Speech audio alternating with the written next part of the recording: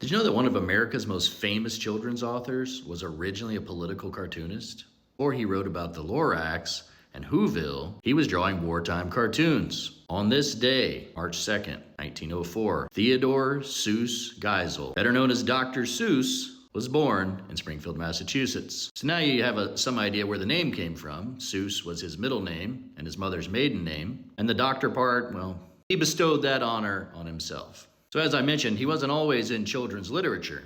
He actually started off in advertising, then moved to political cartoons during World War II, and much later in his life, turned his attention to children's books. And he definitely was not an overnight success. In fact, his first book, To Think That I Saw It on Mulberry Street, was rejected more than 20 times. It was eventually published and followed by a few other books that had moderate success. But his real breakthrough came in 1957 when a publisher challenged him to write a children's book using a limited list of basic vocabulary words for first graders. The list was about 300 words. And the result? The Cat in the Hat. Simple words, fast rhythm, pure chaos. But it wasn't just a hit. It actually started a movement. It launched the Beginner Books line, which was a publishing movement built around making reading fun for children.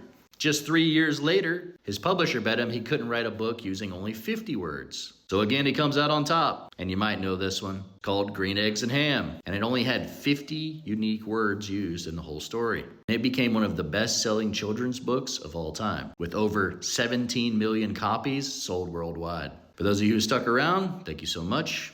Here's your extra tidbit. Most people don't know it, but in 1984, he received a Pulitzer Prize for his contribution to American literature, which is not bad for a man who made a rhyme about green eggs and ham.